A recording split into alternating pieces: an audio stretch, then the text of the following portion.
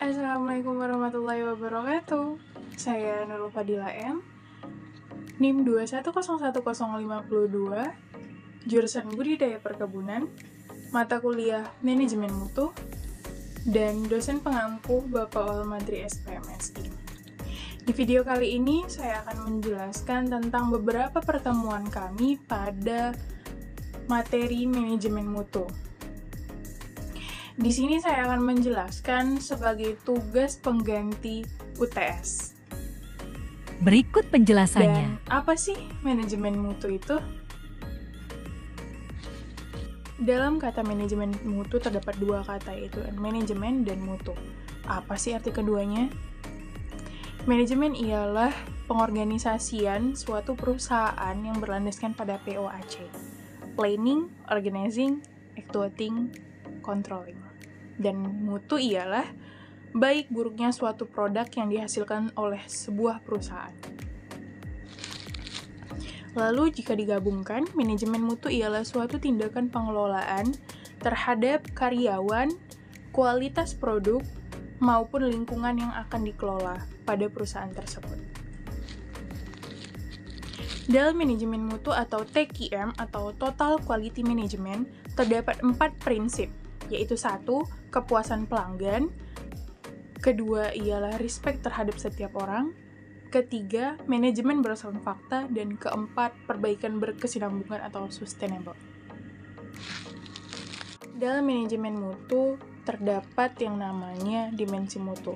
Dimensi mutu tersebut terbagi menjadi 6, yakni pertama yaitu kinerja atau performance. Performance yaitu fungsi utama dari barang yang dihasilkan. Dan yang kedua ialah keistimewaan atau types of features.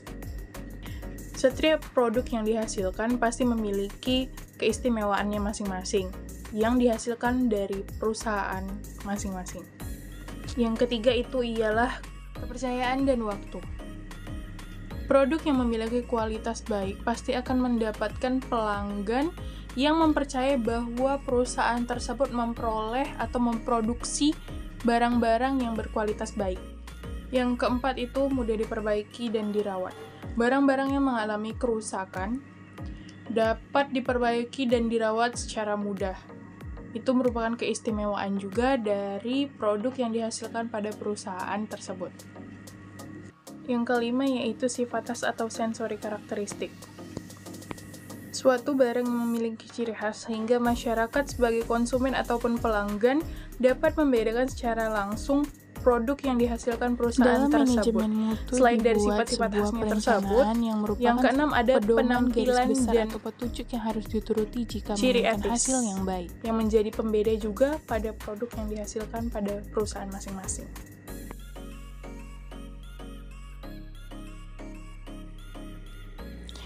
Dalam manajemen mutu memiliki perencanaan. Perencanaan adalah suatu rangkaian persiapan tindakan untuk mencapai tujuan. Dalam manajemen, perencanaan merupakan pedoman garis besar atau petunjuk yang harus dituruti jika menginginkan hasil yang baik. Ada tipe 2 perencanaan, yaitu perencanaan strategis dan perencanaan operasional. Perencanaan strategis dirancang memenuhi tujuan-tujuan organisasi yang lebih luas. Sedangkan perencanaan operasional ialah penguraian lebih terperinci bagaimana rencana-rencana strategik akan dicapai. Selanjutnya, materi tentang pelanggan. Definisi pelanggan ialah orang yang loyal untuk membeli atau menggunakan barang serta jasa secara tetap. Pelanggan ini berbeda dengan konsumen. Konsumen hanya membeli yang ia butuhkan saja tanpa memperhatikan merek atau brand perusahaan yang memproduksi produk tersebut. Jenis-jenis pelanggan itu ada 3. Yang pertama itu ada pelanggan internal, kemudian ada pelanggan eksternal, dan pelanggan perantara. Yang pertama ialah pelanggan internal. Pelanggan internal ini adalah orang yang bekerja pada perusahaan tersebut untuk memproduksi barang atau jasa, sehingga orang-orang yang ada pada perusahaan tersebut menggunakan produk-produk yang dihasilkan dari perusahaannya sendiri. Itu yang dimaksud dengan pelanggan internal. Ada juga yang dimaksud dengan pelanggan eksternal. Seperti apa? Pelanggan eksternal itu ya seperti masyarakat biasanya, yaitu orang-orang yang di luar dari perusahaan tersebut. Kemudian ada namanya pelanggan perantara. Pelanggan perantara ini seperti distributor yang menjadi perantara antara produsen dan konsumen. Ada beberapa tipe-tipe pelanggan.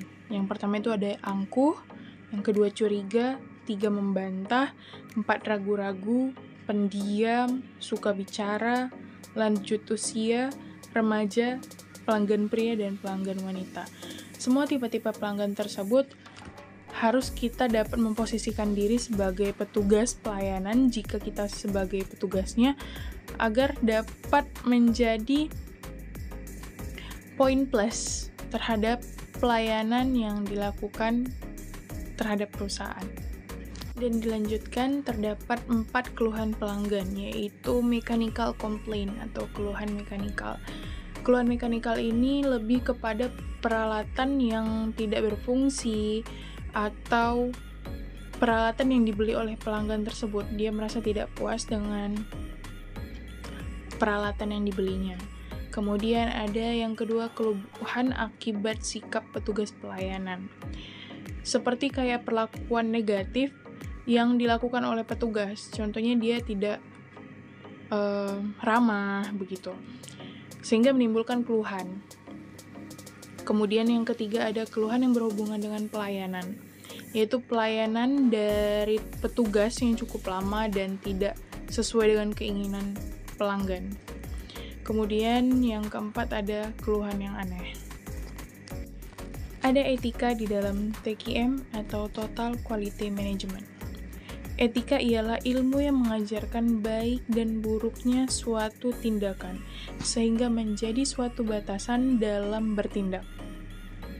Dalam sebuah perusahaan, etika sangat dibutuhkan, karena sangat berdampak pada total quality manajemennya.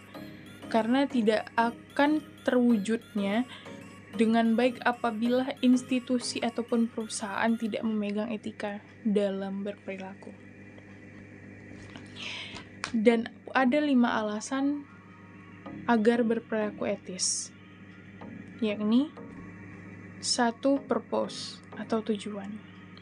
Ketika seseorang memiliki tujuan terhadap dirinya, maka ia akan berperilaku etis atau beretika baik pada dirinya sendiri dan orang lain. Kemudian ada yang kedua, kebanggaan, pride.